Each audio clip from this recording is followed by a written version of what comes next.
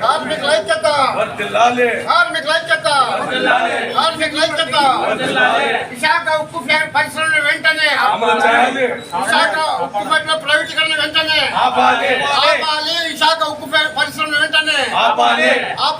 విశాఖ ఉక్కు పరిశ్రమను వెంటనే కార్మికుల ఐక్యత, కార్మికుల ఐక్యత.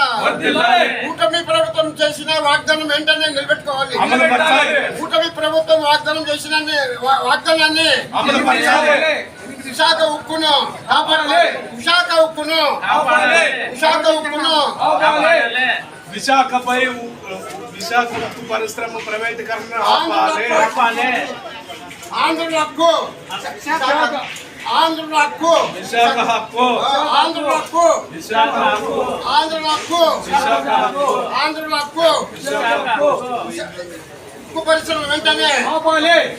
ఉక్కు పరిశ్రమ ప్రైవేటీకరణ వెంటనే ఆపాలి. ఉక్కు పరిశ్రమ ప్రైవేటీకరణ వెంటనే ఆపాలి. ఉక్కు పరిశ్రమ ప్రైవేటీకరణ వెంటనే ఆపాలి. ఆపాలి. ఉక్కు పరిశ్రమ వెంటనే ఆపాలి. ఈరోజు మనం భారత కార్మిక సంఘాల సమైక్య ఐఎఫ్క్యూ ఆధ్వర్యంలో సబ్ కలెక్టర్ ఆధుని ఆఫీస్ ముందర మనం ధర్నా నిర్వహిస్తున్నాము. ఎందుకంటే రాష్ట్రంలో విశాఖ ఉక్కు ఫ్యాక్టరీని కేంద్ర ప్రభుత్వం ప్రైవేటీకరణ చేసే దానికోసం ప్రయత్నం చేస్తుంది. ఆ ప్రైవేటీకరణ వెంటనే ఆపాలని మన ఐఎఫ్క్యూ డిమాండ్ చేస్తున్నామని మీ అందరికీ మనం తెలియజేస్తున్నాము.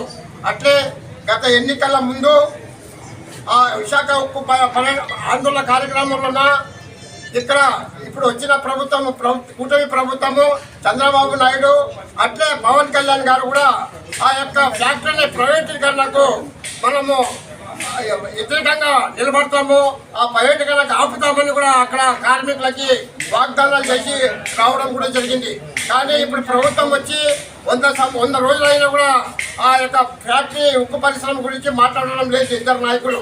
అంటే పరిశ్రమ శాఖ కేంద్ర పరిశ్రమ శాఖ మంత్రి కుమారస్వామి కూడా అక్కడ వచ్చి ఆ పరిశ్రమను పర్యటన చేసి అక్కడ కార్మికులకి మంచి లాభాలతో ఉన్నాయి పరిశ్రమ, మేము ఎట్టి పరిస్థితుల్లో కూడా ఈ ప్రైవేటీకరణ చేయమని కూడా వాగ్దానం చేయడం జరిగింది.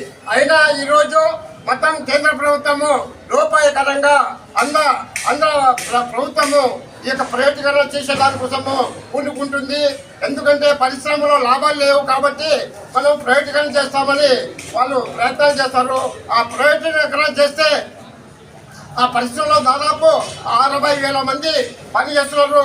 ఆ 60,000 మంది ఆ పని లేకుండా రోడ్డు పడే పరిస్థితి ఉందని మీ అందరికీ నేను మనవి చేస్తున్నాను.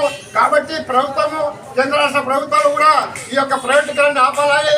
అట్లే ఇక్కడ రాష్ట్ర ప్రభుత్వం కూడా దాన్ని వ్యతిరేకంగా మాట్లాడాలని మనం మనవి చేస్తున్నాము. కాబట్టి